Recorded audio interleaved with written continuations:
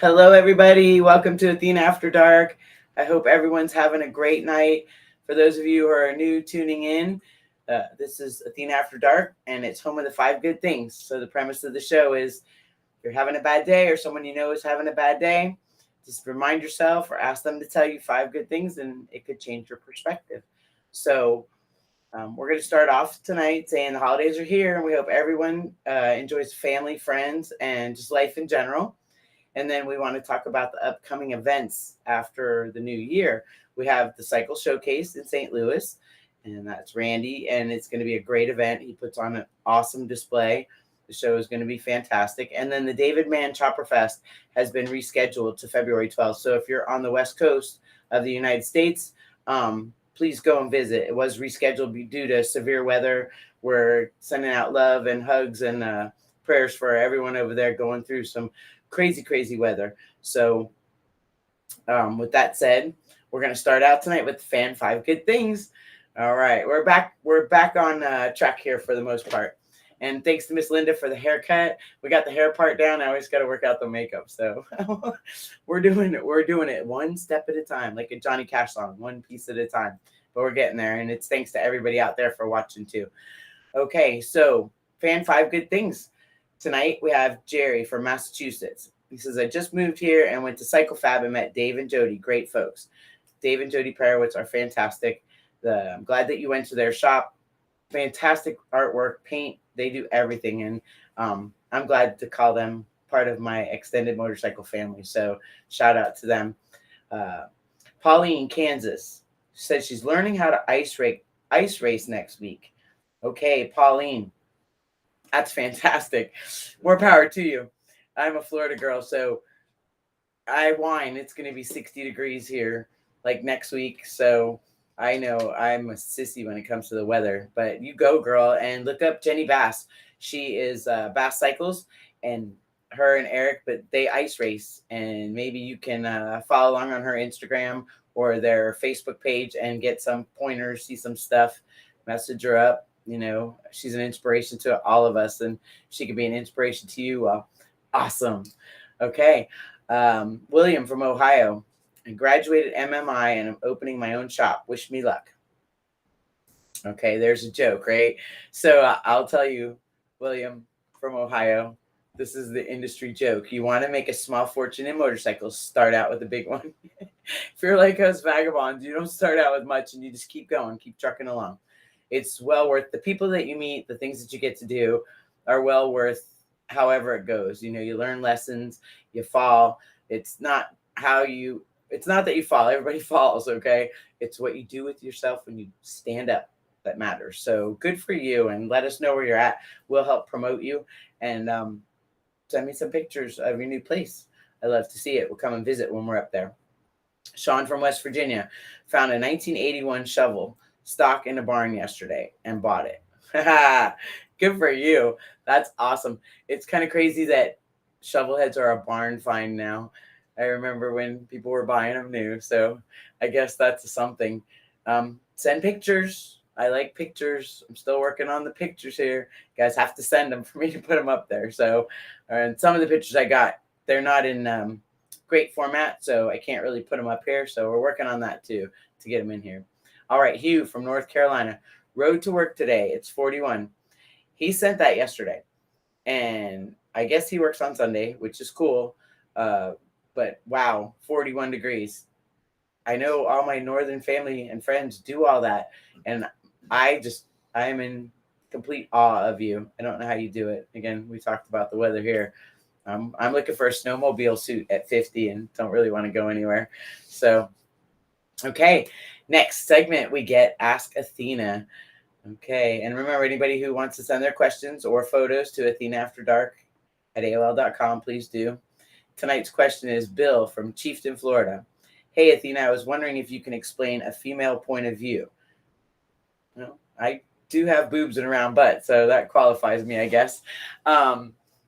Says, my woman is insisting that riding on the back of a motorcycle is never something she is going to do. Do you ride your own? Do you ever ride on the back? What's your perspective, if you don't mind answering? I don't mind answering, actually. My perspective is I enjoy riding on the back sometimes. I guess for some women it's a trust issue. So it's hard once you've ridden your own motorcycle to, I mean, think about it. If you actually got on the back of her motorcycle, you wouldn't really feel comfortable. So if she rides her own, then, she enjoys being in control of her own vehicle, which there's nothing wrong with that. But if she's never done it, she should try enjoying the ride, because the scenery and some of the places that you get to ride, if you're not going from bar to bar or anything like that, and you're actually out there riding and checking out what we have to offer here in this country, beautiful roads and, beautiful weather in the South when it's like December, then, she's kind of missing out, because it truly is an experience all of its own. Plus, you can get handsy when you're on the back. I enjoy that. Dawn enjoys that when I get handsy on the back. So that's the answer to that question. I love, some of these questions are pretty good. That was a good one. So I thought I'd throw that in there this week. So thank you for participating. All right. Next, we're going to do Cultural Corner. I'm excited about this because I love this man. I love his art. I loved his art long before I ever met him. And he is an absolute gem. And one night he's going to be a guest on the show. So I'm excited about that. Scott Jacobs. He's an artist. And Scott is one of the most renowned motorcycle artists. He's so much more, though. He has galleries in Carmel by the Sea and in Deadwood. So they allow a full range of his art. When you get the chance, you have to go. Scott Jacobs this is a tidbit, okay? He's the great nephew of Daniel Chester French, who is the designer of the Lincoln Memorial in Washington, D.C. The picture that we have on the screen is Uphill Victory. It's one of my favorite ones that he's done. I mean, I have so many favorite. I have the plates in my kitchen. We have a collection of plates of motorcycles that he did for Harley Davidson. So that's pretty interesting. This one here that's Andrew Hines, and that's him racing Harley Davidson. But that is a painting. I know that's crazy.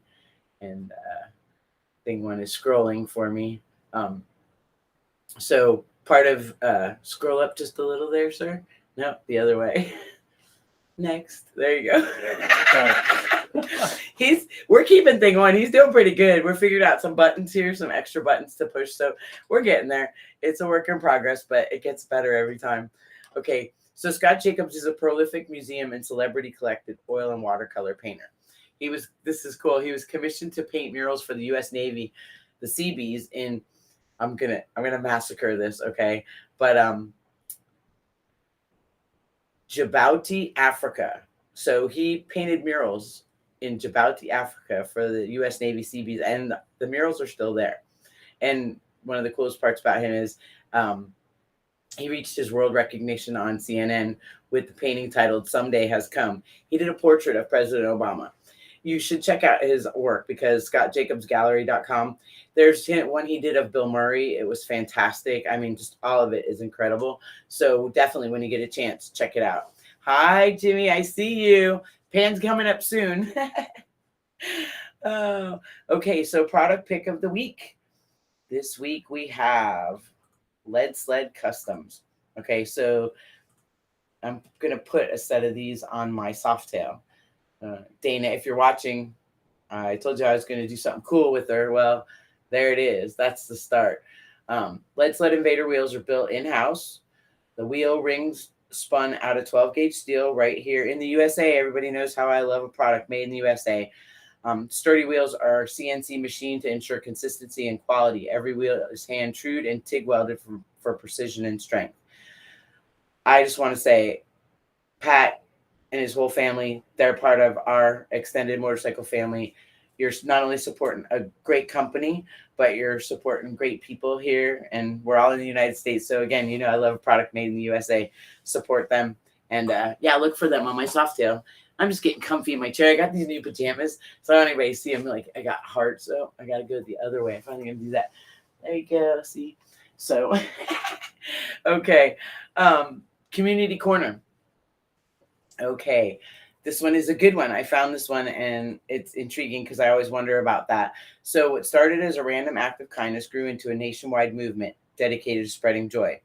Payaway's mission is to inspire hope and spread kindness by helping families pay off layaway balances that include children's items such as games, toys, books, backpacks, clothes, and coats.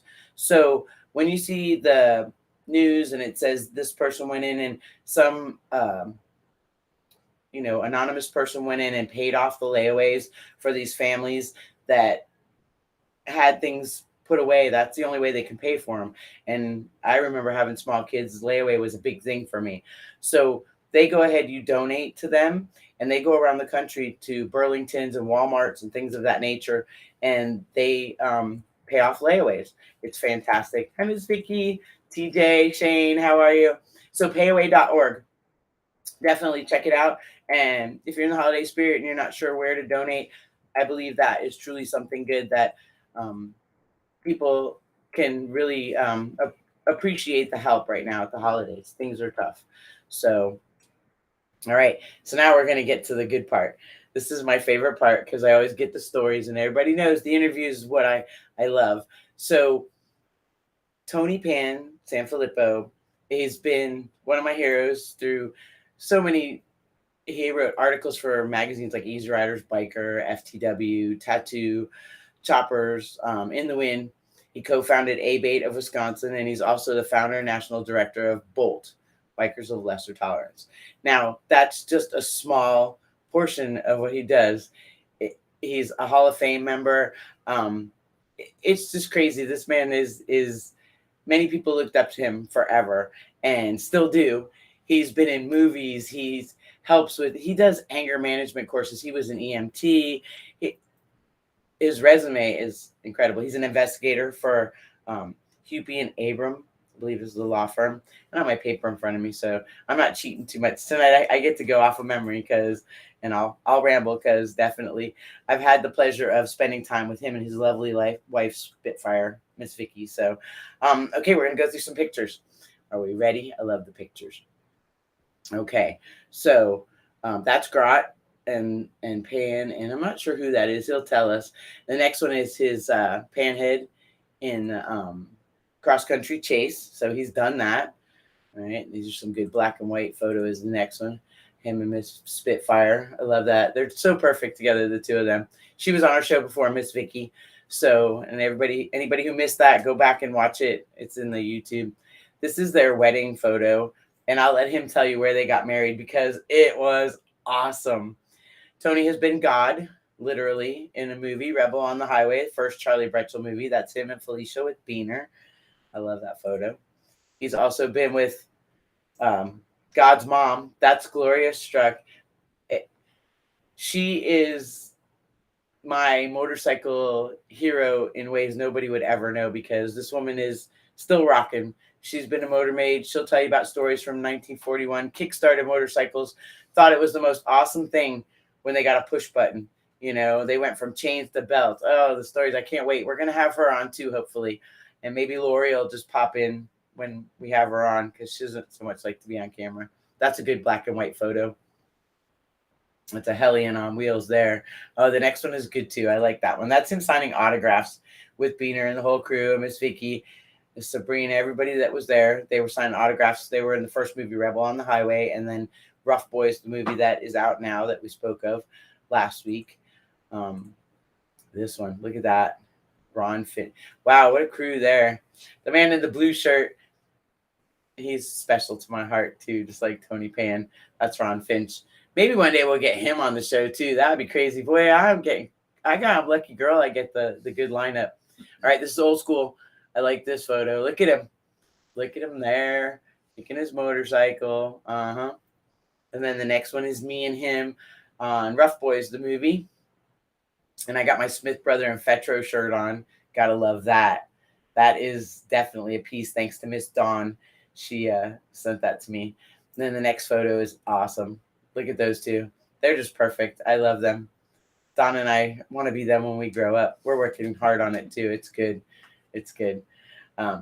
She also reads tarot cards. That's interesting. All right, look at that. He's not cold in any respect. Rocking the Springer. That's a nice motorcycle there. And see, when we do this show, I give the guests the opportunity to send the pictures they like. So some of these pictures I only see briefly while we're putting them in. So I get to see them just as much as anybody else. So it's super cool for me. All right. And this one here. Oh, yep, that's Tony Racing, Godspeed Racing, vintage motorcycle racing. He does it all. He actually takes photographs and does pictures at ice racing and stuff like that. He's done some crazy cool stuff, as we'll hear about. Here we go. That's a good shot there, him riding. Nice to get a shot like that. Yeah, I like that one. Very much so.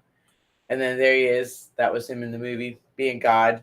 It's too funny. So we're going to bring him in, and we're going to talk for a little bit, and then we're going to ask some questions. All right. We're going to find him in there and scroll. Thingman's doing a good job over here. We haven't fed him yet. We have to learn to eat before the show, not after the show. All right. There we go. And he's coming on in. Hi, Tony. How are you? Hey, thanks for the great introduction.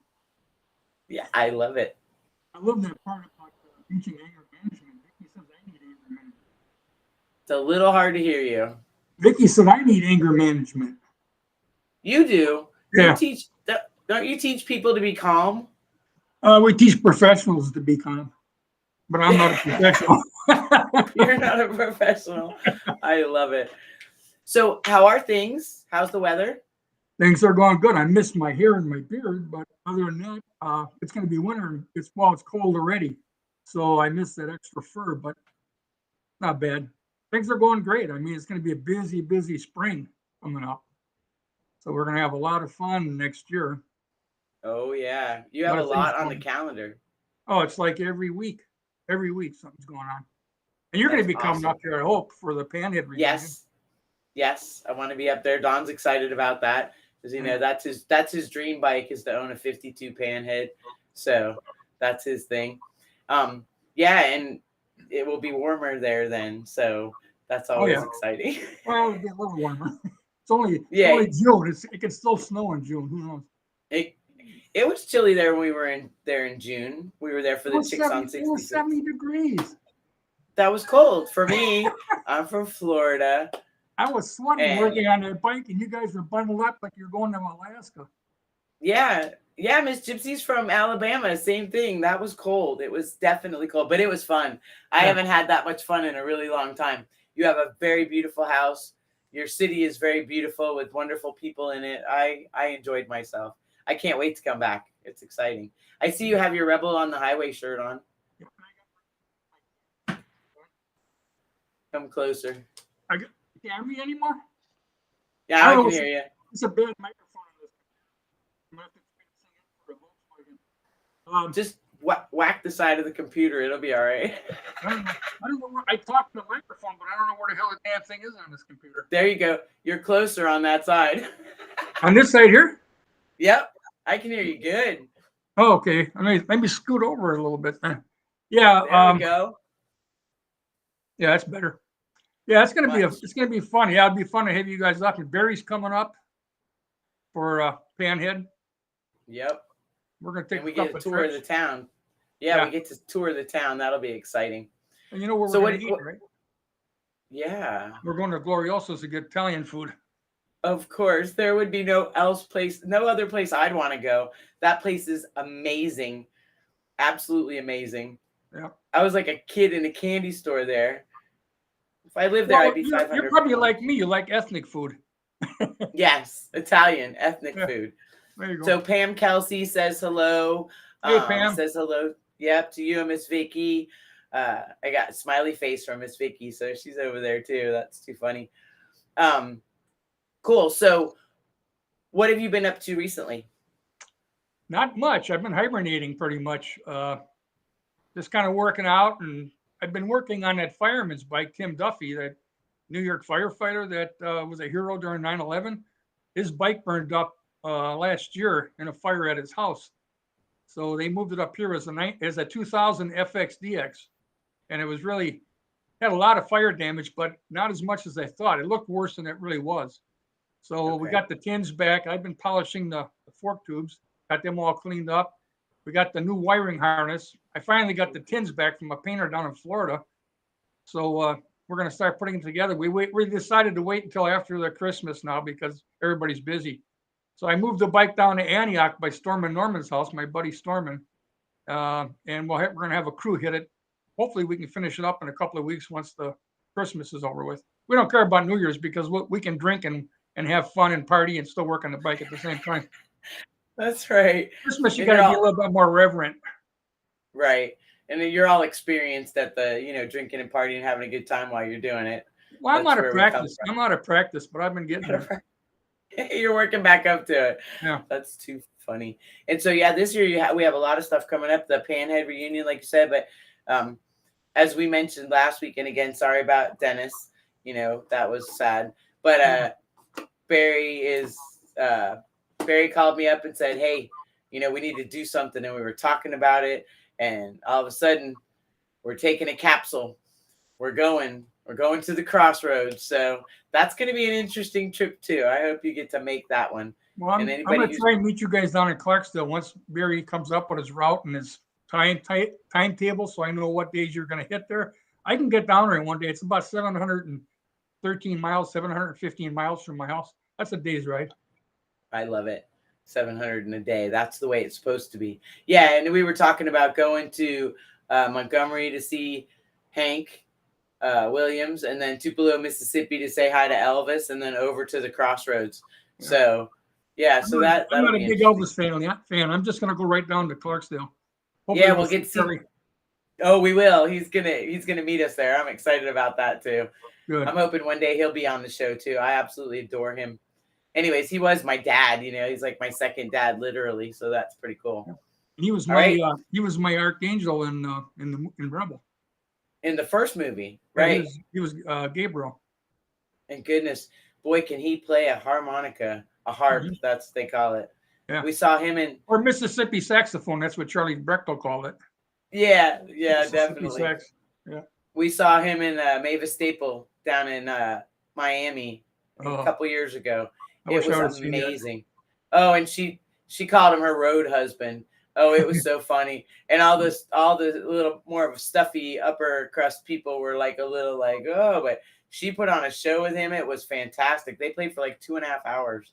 She's got to be in her 70s or 80s, and she's still kicking. Yes, she's in her 80s. She kept sitting down in the chair after song. She says, I'm this old. I'm going to rest now for a minute. Charlie's going to play some harmonica. Then she'd get back up, and she'd start singing again. It was so funny. That's awesome. All right, so are you ready for some questions? Sure. Okay. I may or may not tell the truth. Okay, that's all right. It's okay. I promise. So the first couple are kind of quick. So dogs or cats? You're kidding, right? Cats. Cats, right? I got one right here. I know. There's a few there. Yeah. Apples or oranges?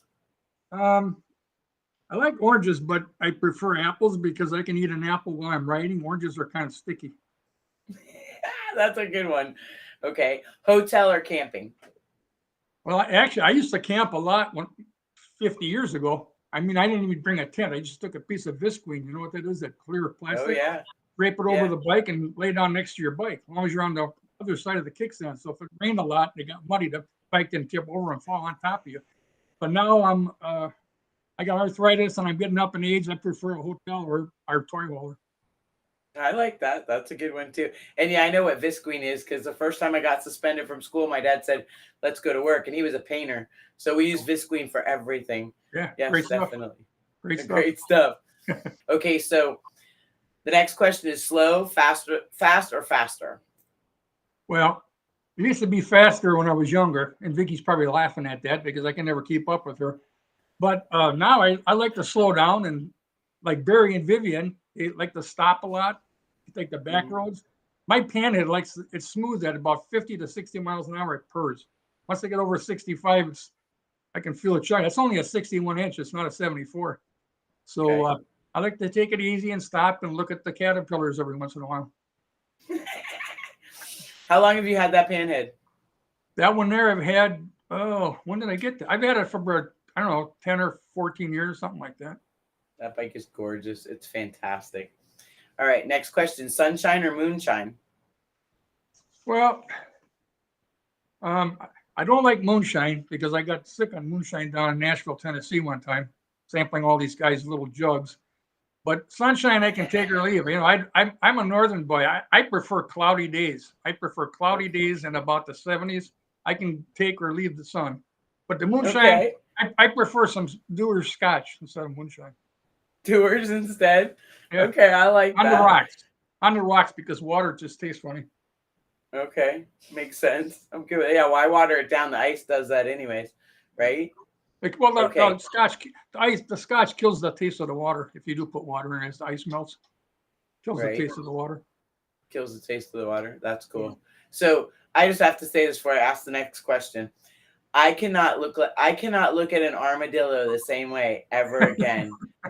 I if anybody ever gets a chance to spend time with Sir Tony here, you have to ask him about the armadillo that's in his house because he has an armadillo and it's a reminder of a really good story. Don't know if that's something you'd want to tell here, but boy, was that a good one. I I have like several that one. armadillos here, and I even sent an armadillo belt buckle down to Barry because he had posted a picture of an armadillo that he was. I don't know if he found one or he ran across an armadillo, so I sent him an armadillo belt buckle for him. That's too crazy. Armadillos are my friend. It's pretty jazzy, isn't it? And again, every time I see a picture or any type of anything with armadillo, I think of you immediately because my life will never be the same after that story. It was awesome. It was fantastic. So, how long have you been riding? Let's see, 1964, 58 years. 58 years. Started on my So, first bike that I learned how to ride on was a 51 tank shift panhead with the foot rocker clutch. That's all I ever rode was panheads until 1974. For 10 years, I rode panheads, nothing exclusive. I didn't even have a car. And, they got all these MSF schools, and I highly recommend people that are learning how to ride to take a accredited class from an MSF instructor or someplace else. But our instruction back in those days, at least for me, was I towed the bike to an alley near my house.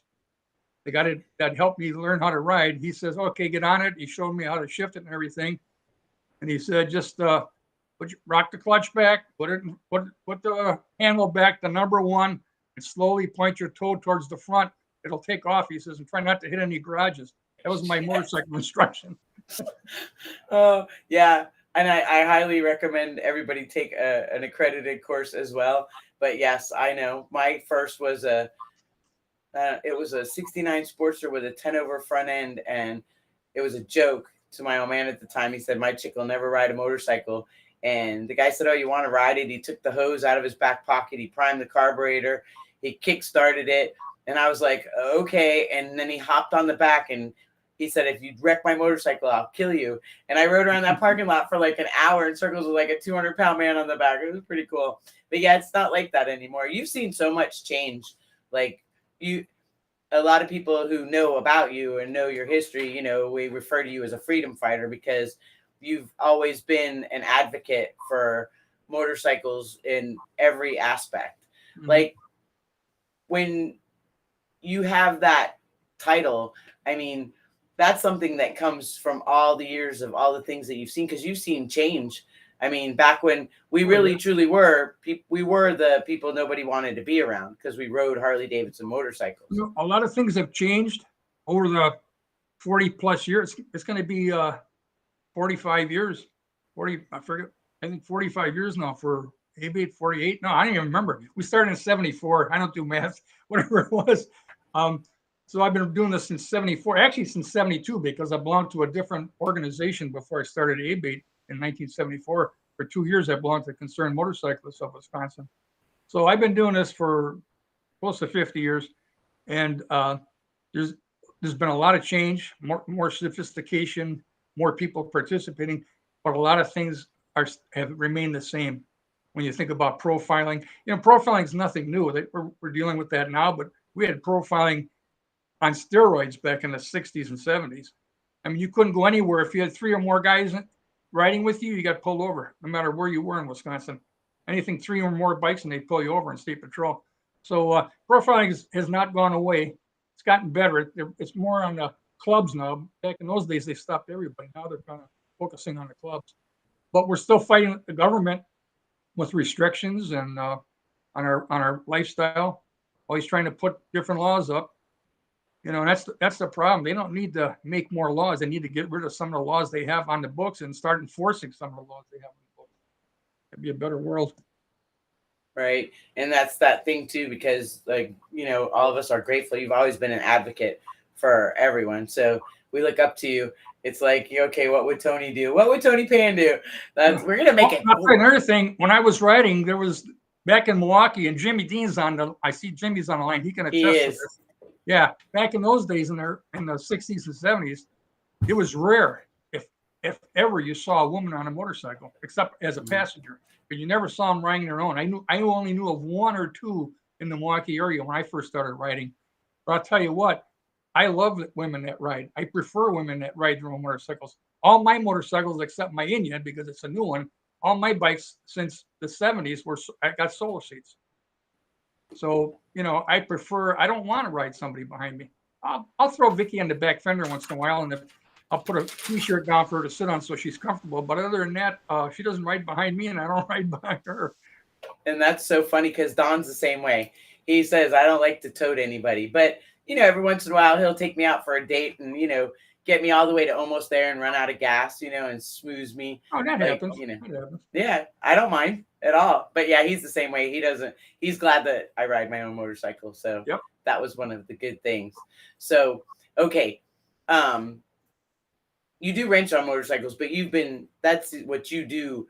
Well, I'm one of those homemade garage mechanics. I don't want to call myself a mechanic or a bike builder. I put bikes together, but I do it old school, with rusty bolts and baling wire.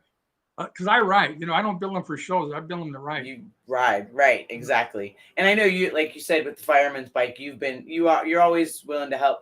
That's that thing that we hope never goes away with the younger generation, is the fact that that's who we are. That's what us bikers do. We bond and we help one another all the time. And that Tim Duffy's a hero too. He was the guy in that iconic photograph where he was off duty when the towers were attacked, and he jumped on his bike, put his turnout gear, his fireman coat and helmet and everything on, and he rode to the towers on his own motorcycle while he was off duty. And somebody got a picture of that, and that became a real iconic photo. And because of smoke inhalation and other related injuries that he got during that tragic time, he had to quit the fire service. So now he's training dogs. He goes and rescues dogs at shelters, sometimes older dogs that people don't want, that would probably end up getting destroyed. So he's saving that dog's life. He trains it, and then he donates those dogs to veterans that have PTSD or other injuries or illnesses that they need or require a companion dog. So that's what he's doing. And he's got a 501 nonprofit that he's doing, and we donate to that. And if I can give back to him by helping him with his bike, I'm more than happy to do it. Well, I definitely applaud you because, we need to always step up for our heroes. And maybe sometime we could have him on the show and support I'll make sure that we do in our community corner, his charity. I'll make sure I get information from you because that's awesome. He's got some real backstories about that day that the towers were attacked. Oh, yeah. It would be a super interesting thing for your listeners to listen to him talk about what really went on behind the scenes that day. Right. And also about what he's doing too, because to keep giving, that's a lot of people don't understand about the people who are in service to us, no matter what branch, the police, the fire, the military, they run towards the danger. Mm-hmm. They don't run away from it. And that's inherent in most of them. That's inherent in their nature. That's what they do. So people forget that because out in the world, they always point out the ones who aren't that it's just a job. So for people like him, we want to celebrate him. So that's awesome. That's fantastic. All right. So, you've done a lot of things too. So you've been you investigate for the law firm. Well, I retired now. You retired now? Yeah. And then I retired a couple of years ago, but I did that for 28 years. Right. And then you do accident scene management with Miss Vicky when she needs help. She needs somebody to lay on the floor so she can give CPR. That's you, right? Well, I went through EMT training and got certified as a medical technician, and so that's required. You have to be have that level or higher to be able to teach the class. So I went through school and became an EMT, and then was an EMT for 10 years. I let that lapse now too because I'm getting too old to pick up. I need people to pick me up. I can't pick other people up anymore. Boy, howdy. And I can tell you picked me up off the ground once, so I know all about that. You're definitely quick and no bullshit, for real. So, okay.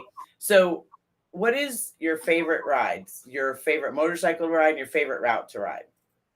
Uh, well, there's so many, and it's really hard to pick it up. But if I had and there's a lot of beautiful roads all over the country, and Vicky's seen more of them than I have, being on the chase and the cross country chase and the cannonball. But I really love going to the Black Hills, and I like riding. I don't go to Sturgis. I go to the Black Hills during bike week, and I like to ride the back roads. And I like Van Acker Canyon more than Spearfish, and I like doing the back roads coming out of Hill City and stuff, going like Playhouse Road and those back roads where you don't have all the people going, all the Needles Highway and Spearfish Canyon and everything. That's like a must for everybody. I've done that so many times. I'd rather get out and just get lost out in the hills. Sometimes I end up on dirt roads and have cattle or buffalo crossing the road in front of me, but I love it. That's it. That's what it is. It's the adventure for sure. So, and what's your favorite motorcycle? Because you have a corral of them too. I know what your favorite one Well, has my to be. favorite, yeah, my favorite one absolutely is the Panhead. That's the Yes. first. That's how I got my name because I rode Pans for 11 years, and for 7 of those 11, I didn't even have a car. I was riding Panheads in the winter time. Yeah, it was fun. Yeah. It was there a certain time at a certain time where you were just like, yeah, no ice on the road, or if it was snowing, or Uh, if you I don't plan on going out when it's icy out. I wait for the plows to come through and the sun hits it, that asphalt, that ice will melt. But there's been a few times when I got caught uh, coming back. I went to Madison one time during the snowstorm, and I was the only bike that showed up for one of our lobby days in February. I was supposed to go back before the sun went down because I was done at 3 o'clock, and I needed to get back before 4:30 because the sun went down at 4:30 or so. But I ended up going to one of the clubhouses in Madison, and after about the seventh or eighth whiskey and the sun went down, I figured it must be time to go. That wasn't a time to thrilling go. ride because you have to watch out for black ice, and it's hard to see it at night. Yeah, But with enough whiskey on board, you don't really worry too much about it. I love it. But I love it. Vicky and I rode in a snowstorm to see Senator Zine when he crashed in that serious accident in Florida near Yeah, Tallahassee when he lost his leg. yeah, It was in April, and we rode down. Well, it was before that. It was during March, but April we went down to Tallahassee Hospital to see him, and we left Milwaukee in a snowstorm. Snowed on us, heavy snowstorm, but it was one of those ones where it wasn't sticking to the pavement, just to the grass and everything. So we were snowed on until we got south of Indianapolis.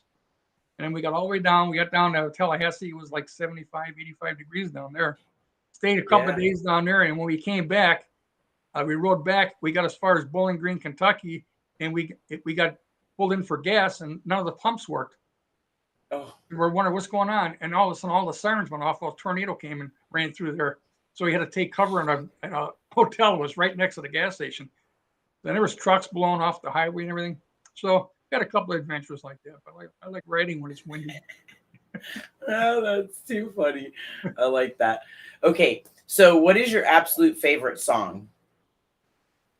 Again, that's it's a hard one because there's all different genres. I even listen to opera, but I like Southern rock, of course, and the blues. But I think my absolute favorite song, and I think it's a brilliant piece of music, is "Shine On You Crazy Diamond" by Pink Floyd, All because right. it's got all these ascending and descending chromatic chord progressions, and they use a lot of majors and minor riffs and all half steps between the chords. They come down, down, down, half steps all the way down, and they go back up the scale. It's just beautiful. It's just a brilliant piece of music. I do think that too. That I'm not so much a fan of that, like Jethro Tull and stuff like that, but in what they play on the radio, if you get Mm-hmm. into some of their albums and you actually listen to them, like you said, there's eclectic music that's good. So Jimmy says, "Hey," he says, "Oh, Nemo Road." That's he. Jimmy said to make sure Nemo Road, and then Bob Cunningham says hello. Dennis Stauber, we see you guys out there. Wave hello, right? Sure. Okay, so these are the good questions, and I really like these because I got to see some of your history too. So I'm interested to hear what the answers to this are. So, um, who is your childhood hero and why? Well, it'd have to be my father because he was like the godfather of our family. He was the tough guy in the family, but he was also worked for the city of Milwaukee, and he was an operating engineer, but he was also a chief steward for the union. and I saw him argue for guys' jobs. I saw him argue during negotiations for wages for, when they're doing their salary negotiations. Right. He had to negotiate with a guy named Mortier who worked for the city, and I saw him many times call the mayor's office and bring the mayor out. My dad was not bashful, but I think I got a lot of my, I don't want to say my fighting spirit, but I got a lot of my argument kind of spirit. Nobody argues better than an Irishman or a Sicilian. That's true. I definitely have to agree with that for sure. Okay, so who is your motorcycle hero and why? It's a friend of yours, actually, John Rogue Hurley. When I started aping it up here in Wisconsin, and we were looking at fighting our helmet law, which we repealed. We beat it in '77, but the actual repeal came out in '78. I was watching what Rogue was doing out there with the Huns in Connecticut, shutting down the entire freeway system, jamming it with bikes and going like 5 miles an hour, backing traffic up for miles. And it was all the way they were protesting and getting everybody to take notice of what they were talking about, that they wanted to repeal our helmet law. So he's been a hero of mine ever since the '70s, and he's still a good friend. In fact, he's going to be riding with us. He may be coming up here with Barry. He might be going to Clarksville with you guys. Yes, and he's also going to be on the show. He said he'd be a guest on the show. And it's over here. That's one of my favorite things every year. That's my Christmas card from Rogue. I love it. I feel so honored. I'll give you a little hint when you're talking to Rogue. Mm-hmm. You got to talk real loud because he's deaf.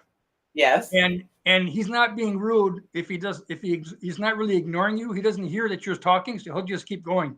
You got to you got to do a cut or a timeout or some kind of signal because he'll just keep going. Well, I figured I just let him talk, and then every once in a while I'll hold up a sign with a question so that he can just read the question and keep talking, because I don't mind. He can steal the show. Again, like you, all my years, the magazines, that's my life where I grew up. So, that he's just as special. So that's so cool that he's your motorcycle hero. I love that. That is fantastic. It really is. Okay, what is your favorite road food? I don't eat on the road. I'll grab a couple of bags of peanuts or some granola bars and a bottle of water. I used to do iron butts all the time from my house to Sturgis. It was 990 miles, just under 1,000 miles, but I'd go a little bit out of my way, so it'd be 1,000 miles, and I'd blast right through without stopping. I wouldn't stop. I wouldn't even stop to eat. I'd grab the granola bars and everything and just go. And I'd pull up to the gas stop, gas it up. I wouldn't get off the bike. I'd just gas it while I'm sitting down, pump back, and I'd be taking off. And a lot of times I don't even turn my motor off. And it drives Vicky nuts. She gets so mad at me because I won't stop to eat that she'll just, all of a sudden I'll see her either in front of me or behind me. She'll take off on an exit without even saying nothing. Boom. And I get over, what are you doing? She says, I'm eating, damn it. But I don't like to eat when I'm riding. I'll just go. No, but you definitely find the good food when it's time to eat. That's for sure. Well, see, that's a road food and food is two different things to me. Road food is something you can eat while you're riding. To me, that's what I think. If I'm going to sit down and eat, I want a good meal. Stephanie Hext from Wollabin. Stephanie Hext Wollabin says hello. Hi, Pan. That's our chicken lady. That's our chicken lady. We get fresh eggs from her. Nice. Very nice. Got it. I guess I should ask her which came first, the chicken or the egg. I'm telling you what. She could probably tell you too. She probably could tell me, right? Mm-hmm. Okay. Here's the good ones now. So everybody gets two choices because nobody can ever say one. You can tell as many as you want. I don't mind. Hi, Dana. We see you. What are your two most cherished motorcycle memories? That's pretty easy for me. Are you saying childhood or motorcycle? In motorcycle memories. Okay. Well, the first one would be September of 1977. That's when we had brought our helmet repeal law to a conclusion, and there was threats that it wasn't going to make it to the assembly floor in time for a vote, and we called for a helmet rally, and it was September of 1977. We had 50,000 motorcyclists come to Madison, to our capital, and circle the Capitol and then park for speeches, and I was one of the main speakers at that rally. I spoke at all the rallies, but that one was something special. 50,000 bikes, not people, 50,000 motorcycles. Wow. It was like the Harley Hunters when you've seen all the bikes downtown and walking during the Hunter. It looked like that. Yeah. It was just insane. And then shortly after that, it didn't make it in time for a vote. So and we were threatening to come back with 50,000 more people, but they promised they would take our bill up in January of the next year, which they did. And then the governor vetoed it. And then we had another big crazy thing go on, and we actually ended up convincing the legislature to overturn the governor's veto. So the only time in the country that a governor's veto on a helmet bill ever was overturned in Wisconsin, and that was 1978. That's number one. And the second one would have to be June 21st of 2002. That's a very cherished moment in my history too. At 9:30 in the morning, Bob Billingsworth inducted me into the Sturgis Motorcycle Hall of Fame. And 3 o'clock that afternoon is when I married Vicky on top of Crazy Horse Mountain. And it all happened on one day. That's the Hall of Fame ring and your patch there. And that's the wedding picture. That's what I was saying. I was telling everybody that in the picture time that was a super, super photo, and that was a super time for you. I knew that was going to be one of your memories, so I don't know how it couldn't be. You two are so perfect together. I just love you both absolutely so much. All right, so the next question. If money didn't matter and you could take a ride on your motorcycle anywhere, where would that be and with who? Well, of course, anywhere I would ride, I would want to go with Vicky. But for this particular ride, I'm actually leaving her home because somebody has to feed the cats. And where I'm going to be going in 2024 is to Europe with Barry Wardlaw, Vivian.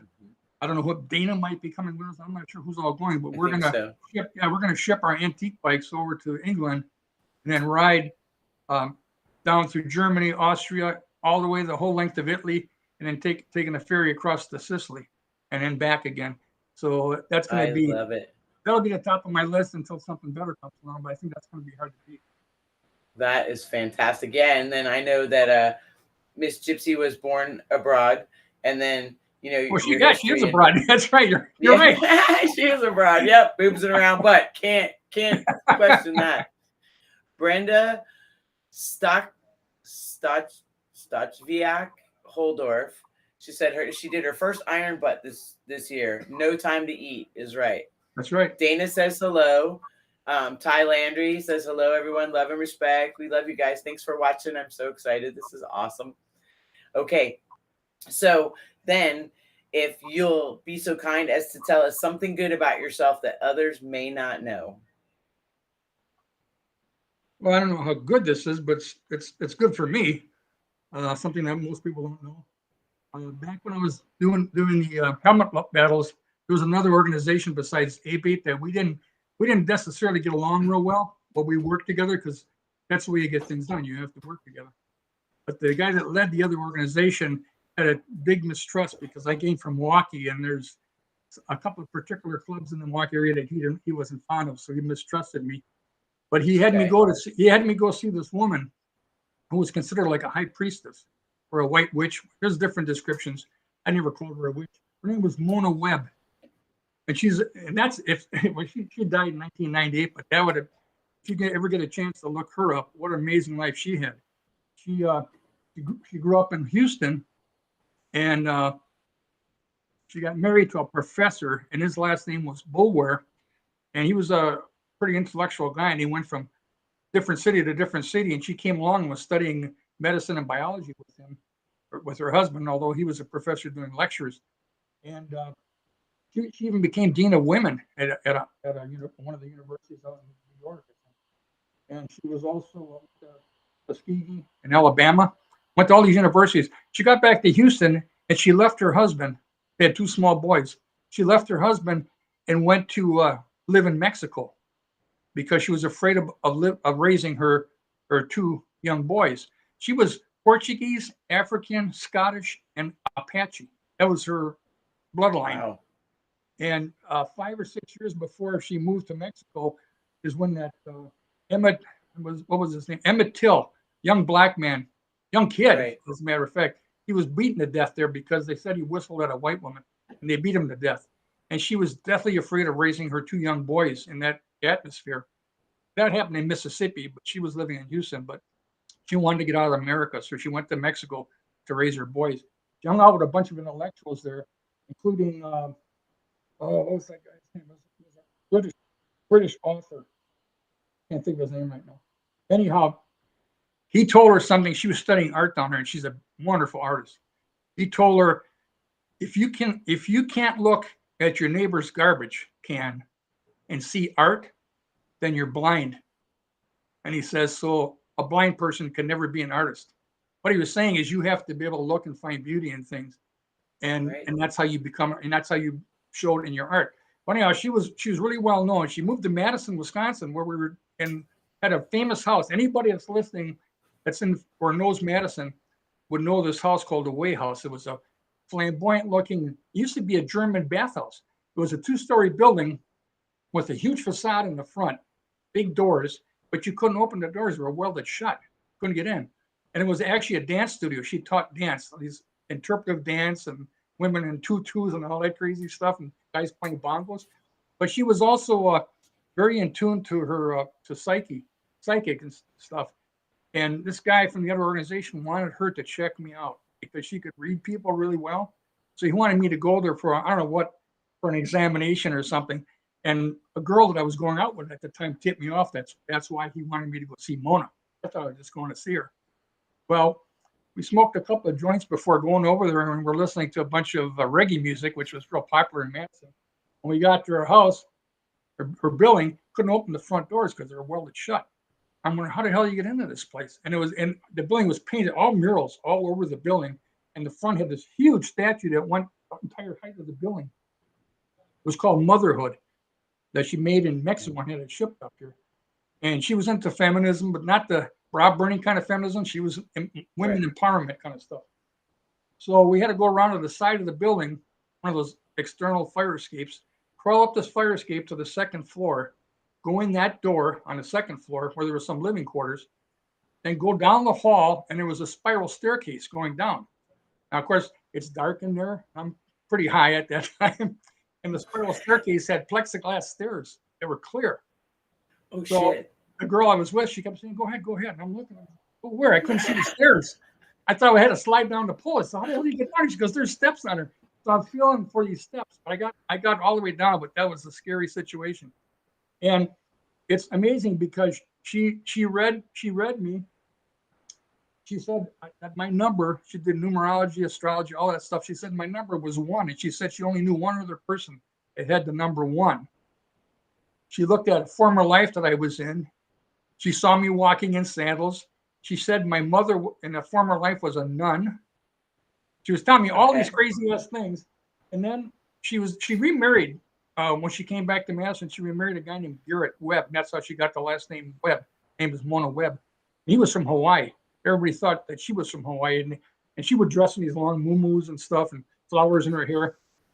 But it was Garrett that was from Hawaii. And all the while I was talking to her, I went in her room. I don't know if it was her bedroom or just her seance room or what the heck that room was, but it was all mattresses. You had to walk across the floor. There was nothing. There was no furniture, nothing, just mattresses and a bunch of pillows. She looked like she was a heavy woman. She looked like a big Buddha sitting there. I was afraid to go in there at first. Of course, marijuana had a little bit to do with that. But anyhow, I got in there, and all the while I was talking, she pushed this wooden box of shells at me. And I had inadvertently picked one up, and I was playing one. She says, hey, look at those shells. See which one you like. And I was looking at them and stuff. And then she called Garrett in, and she said, here, that's his shell. And I said, which one? She says, the one you've been holding for 15 minutes. So he went out and put a hole in it and put a leather tongue on it. And this is a shell that's supposed to be religious to or sacred to the Hawaiian people. She called it a pika shell. You wear it over your heart. This is supposed to be like a third eye. And there's only 2 of these that I know of. She gave one to me and one to the guy that sent me to her from the other organization so we can make peace. So every time I go to any kind of a function, when I got married, if you look at my wedding pictures, you'll see I'm wearing this. Every helmet rally I spoke at, I wore this. Every important function I ever went to, I wore this shell from Mona. And she was an amazing woman, an amazing artist, and I had an amazing life. If you ever get a chance to kick her out. She was married to Professor Boulware, and her last name was Mona Webb now when she got married. And this beautiful building that she had, it was filled with art, from floor to ceiling paintings and sculptures. And when she died, the city came in and they were going to tear that building down. And some people rescued some of her art. Her family got some of it. I don't know what happened to most of that stuff, but man, oh man, you had to see it. I wish I had a camera. Back in those days, I didn't have a camera. Everybody's saying, "Oh, you should have took more pictures." Couldn't afford a camera back then, and there was no cell phones. Everything you had to put film in the camera, and the flash cubes on the top of the camera. I got a really nice 35 millimeter Nikon, a small pocket, not a pocket one. It was a regular camera, but it was smaller than the big Nikons. Right. One of the guys in one of the 1% clubs here came up to me at a rally and said, "Here, I'm giving you this." He says, "I said, what for?" He says, "You need this to capture some of this stuff." And I says, "Well, no, you got to keep it." He says, "It's not mine." He says, "Someone that I know said you should have this." So I, what that means. Yeah, so you said, "I'll take it. I'll take it." Somebody left it laying around someplace. And people can find some information on www.wisconsinhistory.org. There's stuff there. Will you scroll back up for me just to see some of the comments? So, and Miss Vicky says folkart.org, and it's /mag/Mona-Boulware, BOULWARE -web. She found it. She put it up there. It took me 3 months to find her. How did she do that? She's quick, and we're working on the website. So under this episode, when we put it up there, we'll put that on there too. Samuel Thorne said hello. TJ Oman says hi, Pan. Wayhouse on Willie Street. Wayhouse on Willie. That's what I was talking about. Yeah. Who said that? And Mark, that was TJ Oman. Oh, he knew about Wayhouse on Willie Street. Yeah, cool. Right. And then go back up to the Mark Grossmeyer says, "Hey, Pan, those are some nice glasses there." Yep. Where they tell him that's right. Mark's another panhead writer. He's got a beautiful custom panhead.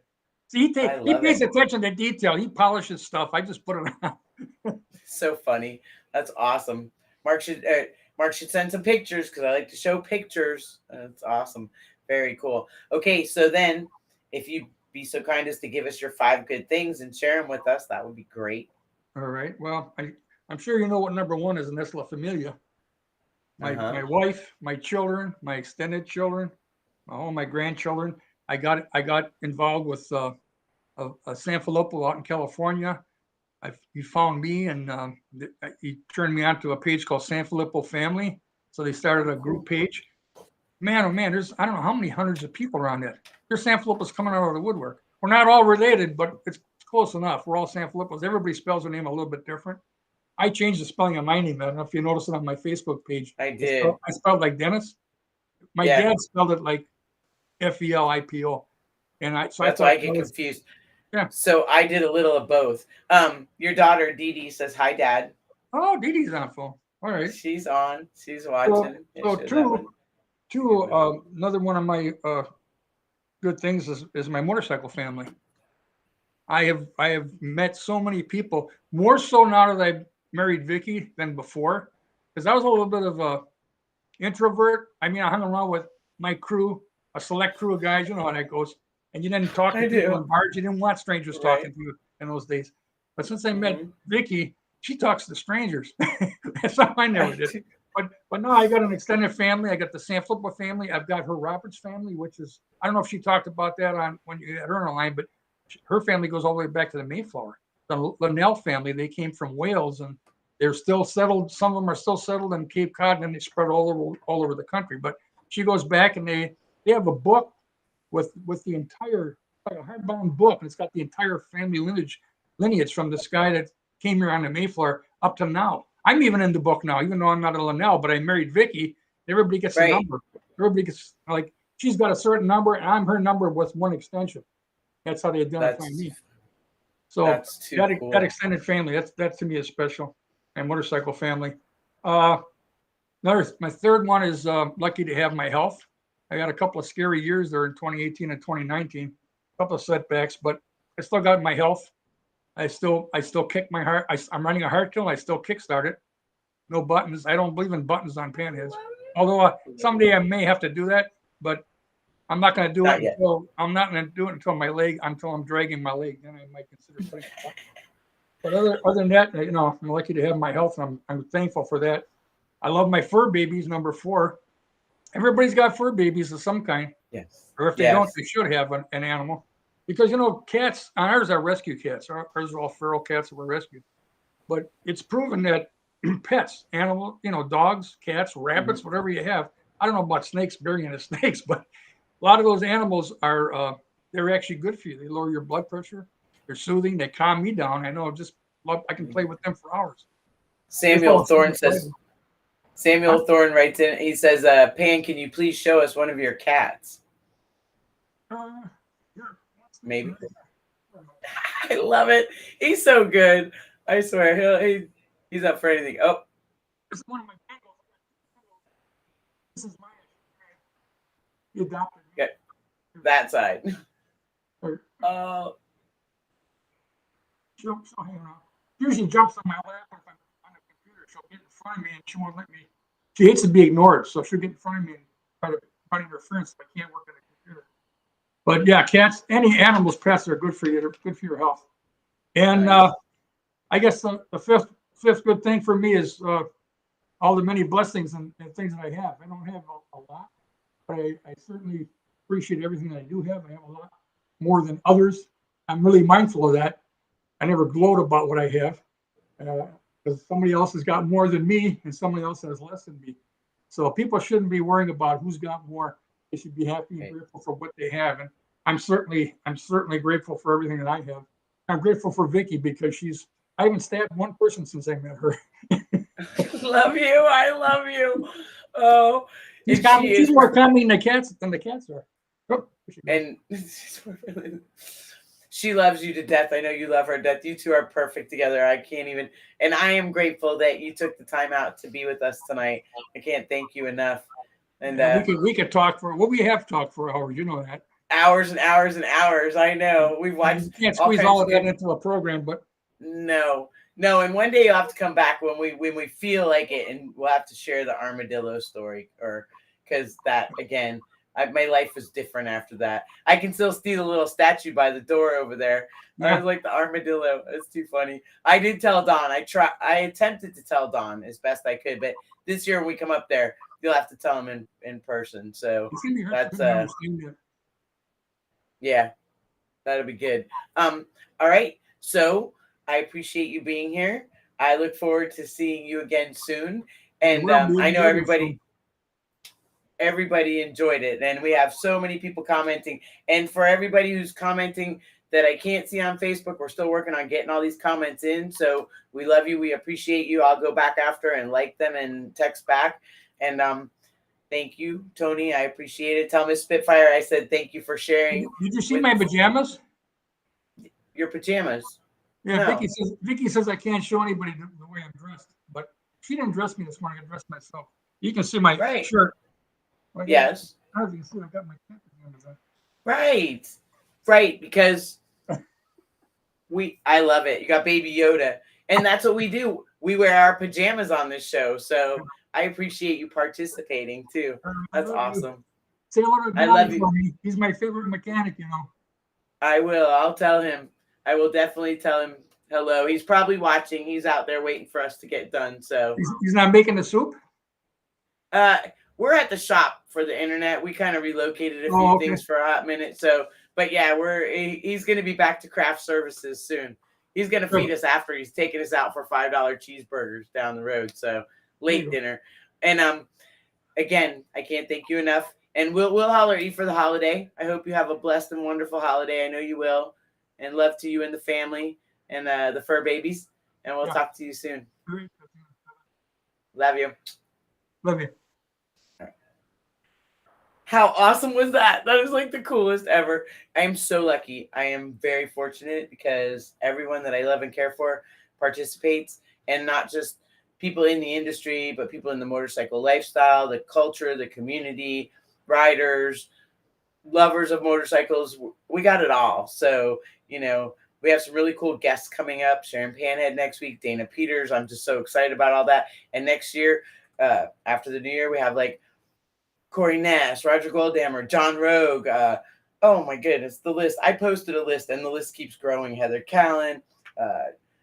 Wow. Uh, I just like, whoa, okay. There's a long list. It's really cool, and so I'm excited for that. So we're just going and going and going. All right. So now it's time for my 5 good things.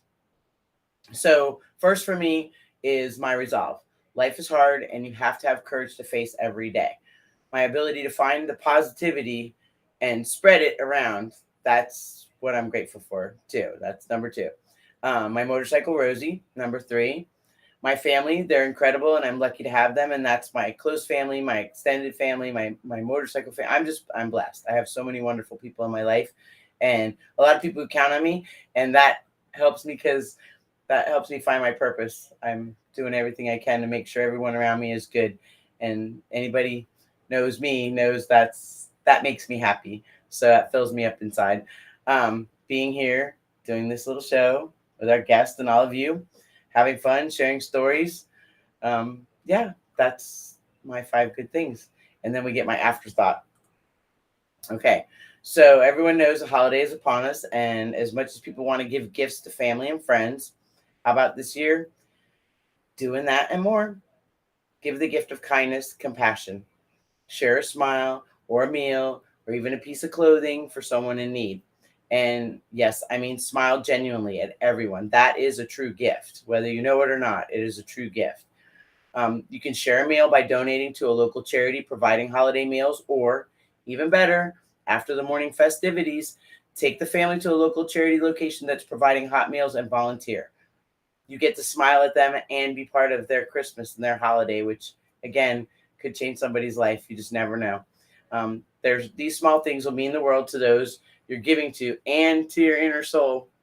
I promise you'll never regret it. That's for sure. And it is a reminder of how truly blessed we are. Whatever you do, do it from your heart. That is the greatest gift of all. And then most importantly, don't forget, smile big with your heart, not for any one person or any group. Do it just for you. Remember to be kind to yourself and others. It matters. Thanks everyone for participating. You can participate in the show by either sending us your 5 positive things that you're grateful for. And you never know, I might read them. And then 2, if you have a question, if you're a question, just send it to athenaafterdark@aol.com.